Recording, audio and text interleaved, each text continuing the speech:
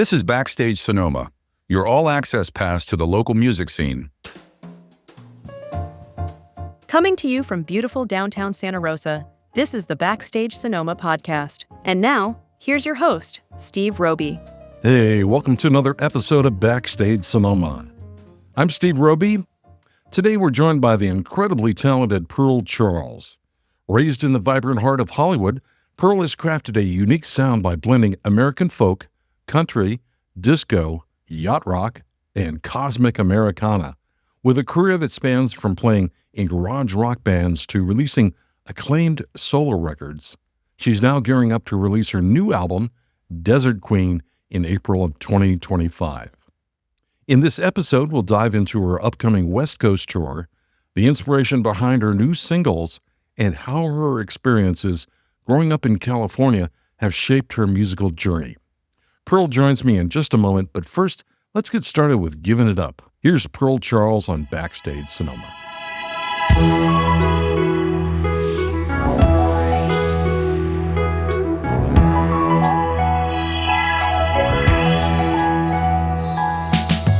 Another lonely night and you're out on the town. Nothing I ever did could keep you home. Another lonely morning and snow lies on the ground. No fire I ever lit could keep you warm. Seasons change and sun shines all around, bringing up love where none could be found. Frozen river in you melting down, water in love. Giving it up to me just like I wanted. Giving it up to ease my worried mind. Giving it up to me just like I wanted. Oh, giving it up to leave it all behind.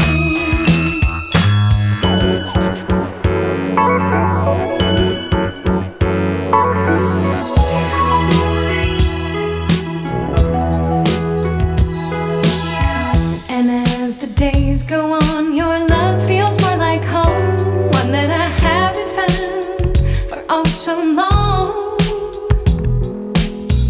And all my fears of being out here on my own, they all fade away as our love grows. Seasons change and sun shines all around, bringing up love where none could be found. Flowing river in you running down, water in love.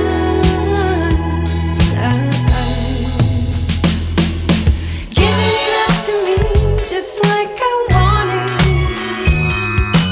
Giving it up to ease my worried mind. Giving it up to me just like I wanted. Oh.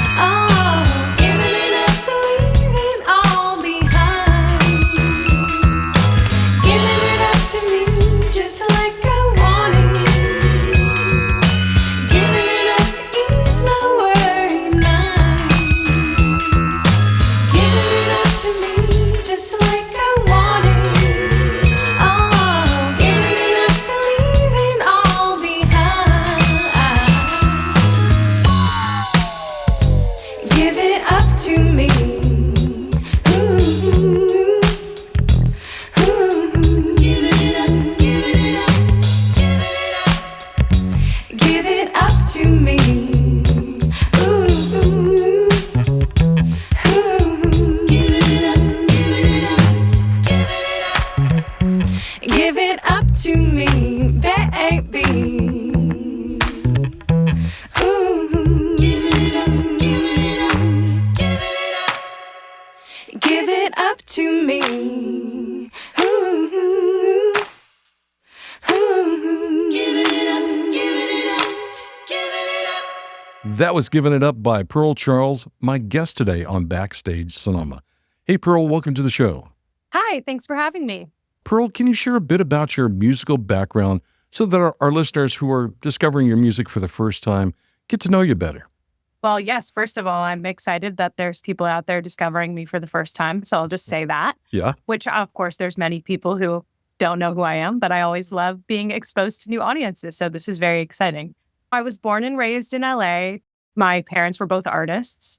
And so I've been playing music since I was very young. I actually asked for piano lessons because my older sister was taking them when I was 4. And my parents said if I still wanted to do it when I was 5, that they would get me started. And, the rest is kind of just history. I've been playing piano, guitar, singing all since I was in elementary school.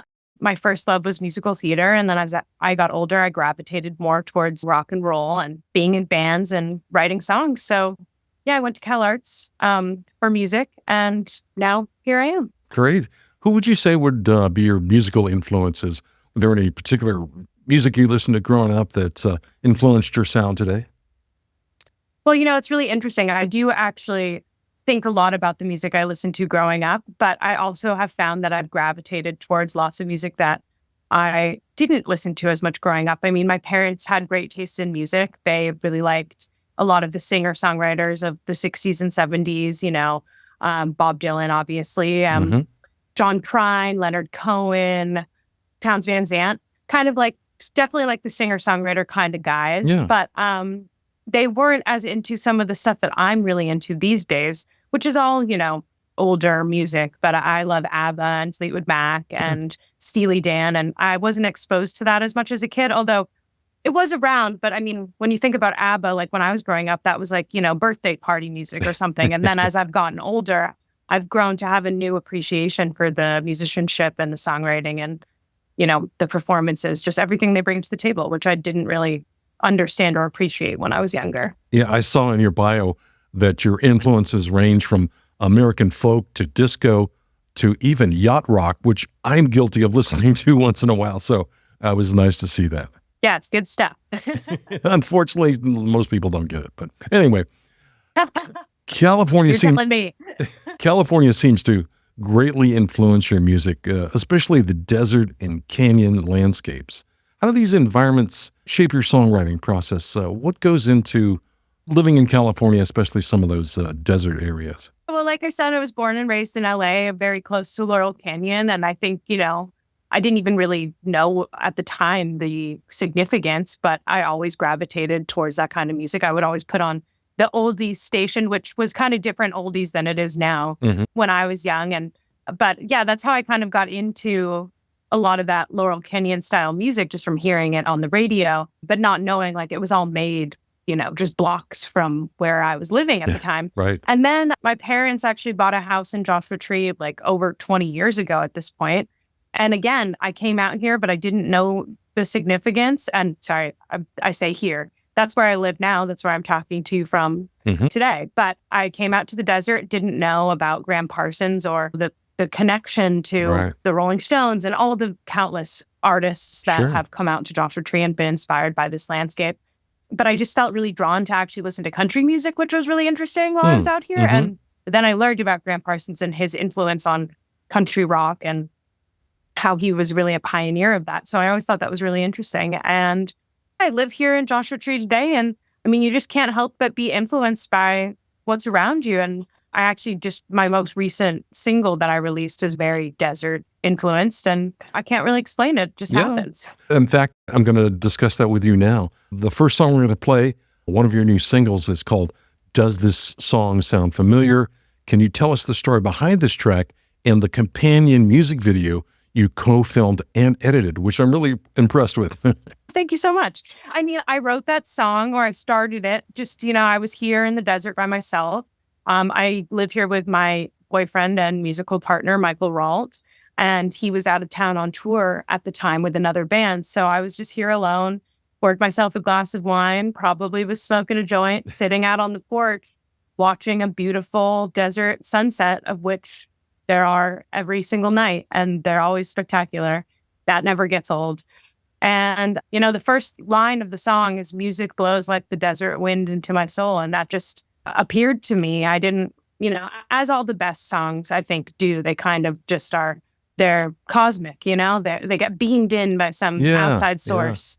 And that was just the beginning of the inspiration. But I mean, as much of this as the song is inspired by the desert and the environment, it's has a much deeper meaning, just about, past lives and alternate dimensions, and just kind of questioning, like this song is sort of likened to the idea of the song of life. And have we been here before? Will we be here again?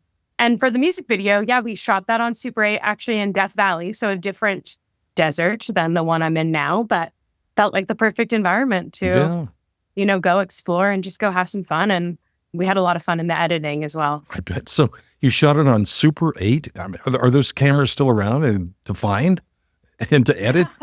I mean, it's a vintage one for sure. But you can still, I'm sure you can still buy them. I don't know if they still make new ones, but they still make the film. Wow. And there are a few places, luckily in LA, obviously the movie industry, there's still some people that are using film. So you're able to get it developed. It's not cheap. It's actually kind of expensive, but it's worth it for the aesthetic. That's very cool. My hat's off to you. That's a lot of work. Yeah. Yeah. We also recorded a lot of the basic tracking of my new album on tape as well. Wow. All analog. Well, let's play this single now. This is Pearl Charles with Does This Song Sound Familiar? You're listening to Backstage Sonoma.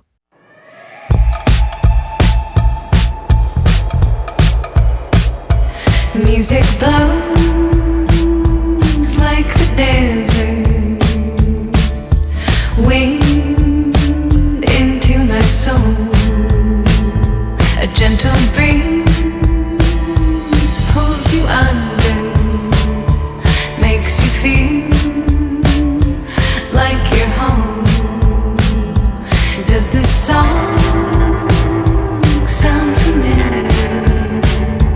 Like you've heard it once before.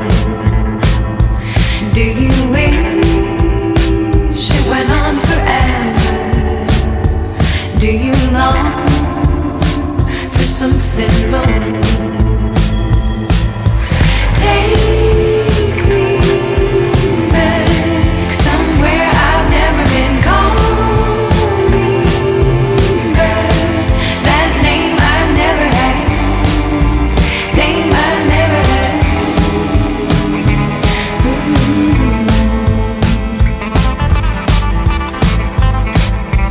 I was drifting down the mountain where the river met the stream.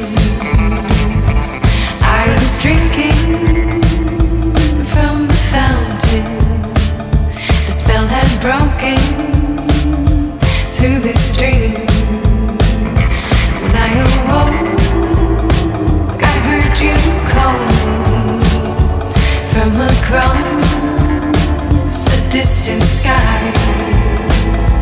Caught the stars as they were falling. I found myself between two lines. Take me back somewhere I've never been. Call me back. That name I never had. Name I never had.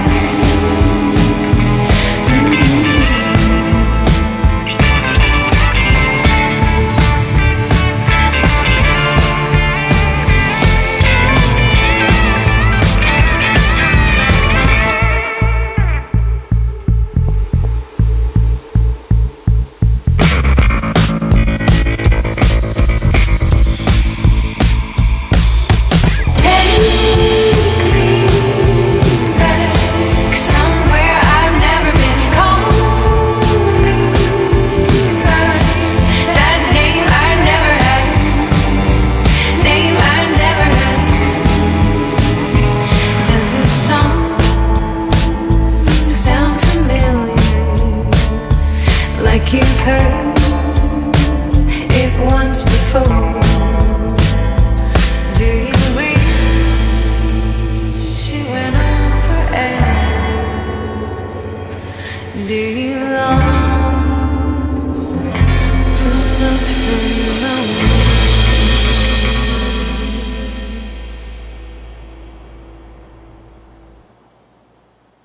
That's Does This Song Sound Familiar? A new single by Pearl Charles, and it's available now. Pearl, your new record, Desert Queen, will be released in April of 2025. What inspired the album's themes, and how does it represent your musical evolution since Magic Mirror? Well, obviously, again, Desert Queen, the title came from, that's actually the name of a mine in the Joshua Tree National Park. So that's where I got that name from. So again, clearly very influenced by my surroundings. But the album itself, I mean, I would say it's definitely a continuation of Magic Mirror, my previous album.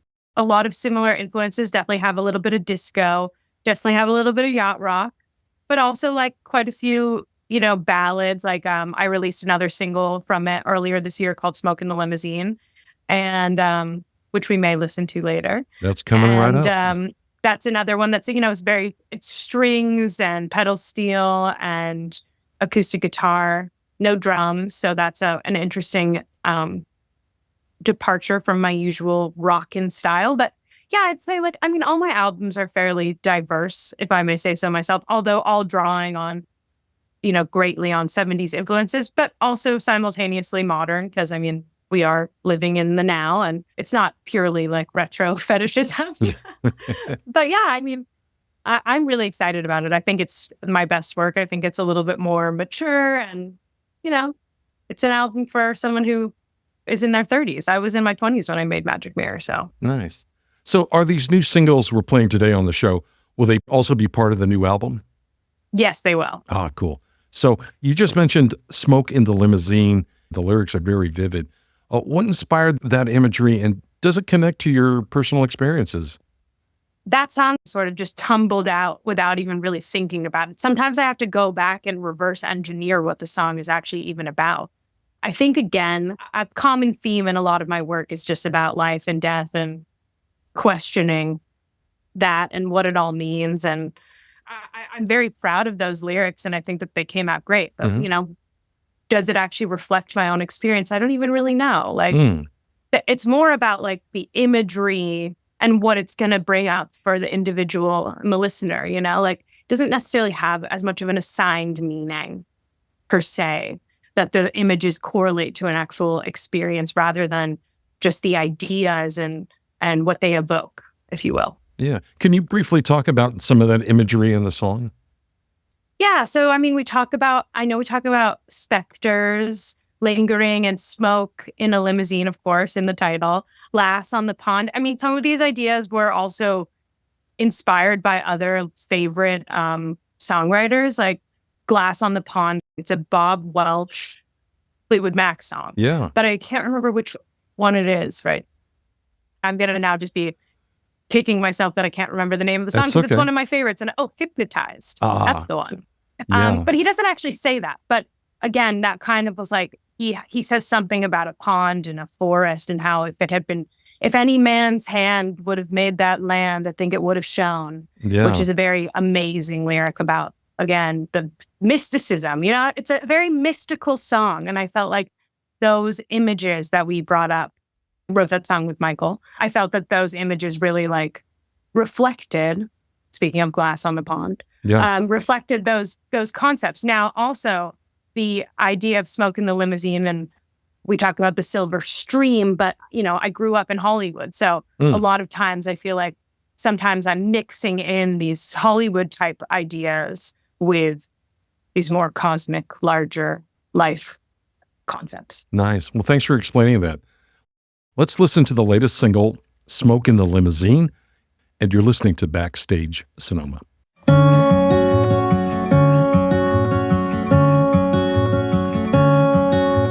Dragging my heels, spinning wheels, counting time.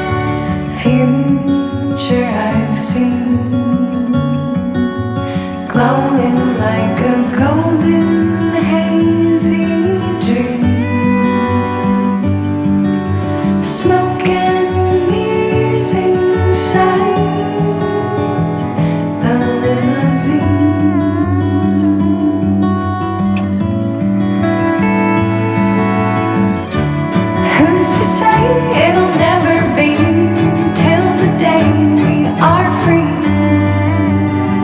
Just keep it inside your mind. There's a world over your shoulder, and each day we're getting older. Don't get left behind. There's a world over your shoulder, and each day we're getting older. Don't get left behind.